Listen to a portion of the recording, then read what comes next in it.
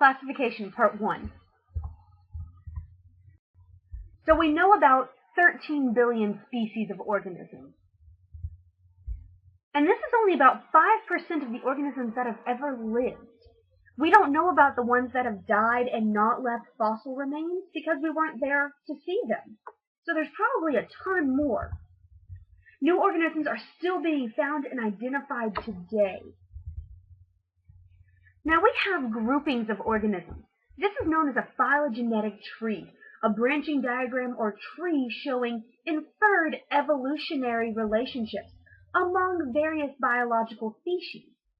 We move from eubacteria and archaebacteria into protists, and from protists we branch off into plants and animals and fungi. What is classification? It is the arrangement of organisms into their groups based on similarity. Classification is also known as taxonomy. Taxonomists are the scientists that identify and name organisms. Why do we need classification? Well, this is for accuracy and uniform names of organisms, to prevent misnomers or misunderstandings such as starfish and jellyfish that aren't really fish.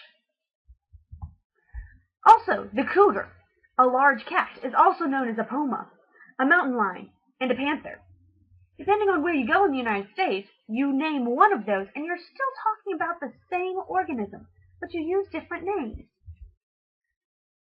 So the use of the same language allows us to have a common name, and we use either Latin or Greek. Is a seahorse really a horse? I don't think so. So, if we gather scientists from around the world and we ask them what organism this is, they have their common language or their normal tongue, and you might say, hey, it's a skunk. It's a skunk, it's a skunk, it's a skunk. But if we use the actual correct Latin name, then it'd be Mephitis mephitis. And if I say that to any scientist around the world, they know exactly what organism I'm talking about. So using the Latin or Greek names are understood by all taxonomists and all scientists around the world. The early taxonomists, about 2,000 years ago, Aristotle was the first taxonomist. He divided groups up into either plants or animals. That was it. And then he subdivided them by their habitat, whether they were land dwellers, sea dwellers, or air dwellers. Then we have our next one, John Ray, which was a botanist, and he was the first to use Latin names for naming. Now his names for the plants were very, very long, and they were descriptive, so he took all of the Latin and Greek terms that described the plants and basically shoved them together into huge, long names. Now these were very descriptive, and you knew what the plant was or what it looked like by the name, but it was way too long to actually keep.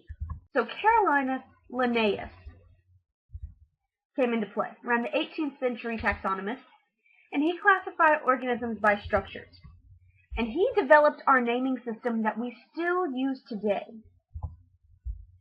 It's still going to be our Greek or Latin terms, and Linnaeus was the father of taxonomy now, but he used what is known as binomial. Bi means two, nomial means name, nomenclature. So it was a two-word name. He used a genus and a species. So every single organism has two names, a genus and a species. This standardized naming. So again, we use a genus and a species, and it's either going to be Latin or Greek. It is going to be italicized if in print. We capitalize the genus, but not the species. Or it's going to be underlined when written. Now you might want to write those down again because we're going to be using those. So, our robin is Tardus Migratorius. Tardus is our genus, therefore it's going to be capitalized. Migratorius is our species, and it's not capitalized. Now this is in print, this is on computer, so we italicize it.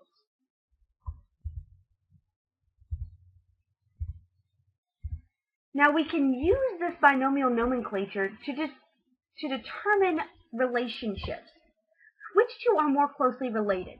We got the giant panda, we got the polar bear, and we got the grizzly bear. Well, by looking at the species names, they all have different species names. But the Ursus and Ursus of the polar bear and the grizzly bear, they have the same or a common genus name. Therefore, these two are more related than the panda bear. Rules for naming. You do have to go to an international code for binomial nomenclature for naming rules, and you do have to have the International Naming Congress come and declare that you can actually do this, and it's to prevent duplication of names. Classification of groups are known as taxons. Plural is going to be taxa. This is a category into which related organisms are placed. There is a hierarchy of groups or taxa from the broadest to the most specific. And we have its domain, kingdom, phylum, class, order, family, genus, species. But our domain is the broadest, and our species is the most specific. Now you do see division in here. Division is used instead of a phylum, but it's only used for plants. So beware of that. So, dumb King Philip came over for great spaghetti, or good spaghetti. Did King Philip come over for good spaghetti? Any of those sentences allow you to remember the domain, kingdom, phylum, class, order, family, genus, species. So the domain eukarya, then we have the kingdom, phylum, class, order, family, genus, species, and this is for human classifications. This is how humans are grouped. So we are eukarya. We are in Animalia. We have a cord, a spinal cord, so we're in Chordata. We are mammals, so we're in Mammalia. Primate, hominid, and then Homo, and then Sapien. Now our genus is Homo, and our species is going to be Sapien. The domain is the broadest of the taxon. It has 3 domains in it. It's got Archaea, and it's got Eubacteria, which are unicellular prokaryotes. No nucleus, no membrane-bound organelles. There we go. Eukarya, which are more complex, and they have a nucleus and they have membrane-bound organelles. Then we move into the kingdoms. We've got Protista, fungi, plantae, and Animalia. Now you might want to make a note in your notes that this is a great chart to have, because when we get into the kingdoms, you might want to refer back to this picture or this idea or this chart for characteristics of each type of kingdom. Taxons. Most genera contain a number of similar species. The genus Homo is the only exception. It only contains the modern human. Classification is based on evolutionary relationships. We use homologous structures for our modern taxonomy. We use embryonic development. Molecular similarities of DNA or amino acid sequences of proteins. The bones of the forelimbs for the homologous structures. The embryonic development of vertebrates. And a cladogram is a diagram showing how organisms are related based on shared derived characteristics, such as feathers, hair, scales. Not necessarily evolutionary relationships, but shared derived characteristics. So there is a difference between a phylogenetic tree that has evolutionary relationships and a cladogram, which has shared derived characteristics.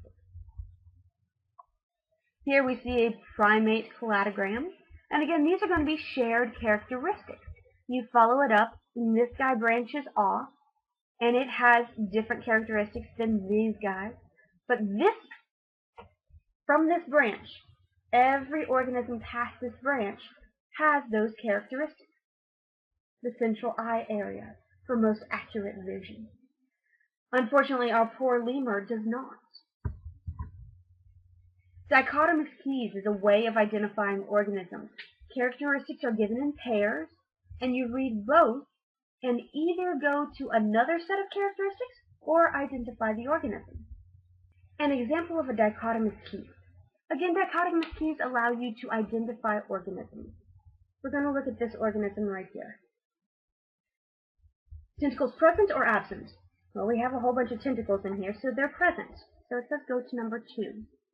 Now, number 2, we have 2 characteristics we're looking for. 8 tentacles or more than 8 tentacles? Well, there's a whole bunch more than 8 tentacles right here. So we're going to go for the more than 8 tentacles. And it says go to number 3. Number 3, tentacles hanging down or tentacles upright? Well, these tentacles are hanging down, so it says go to number 4. Balloon-shaped body or not balloon-shaped body? Well, this is a balloon-shaped body. So when we follow balloon-shaped body, it tells us that it's going to be a jellyfish. Well, that's all I got for you now. So bye for now.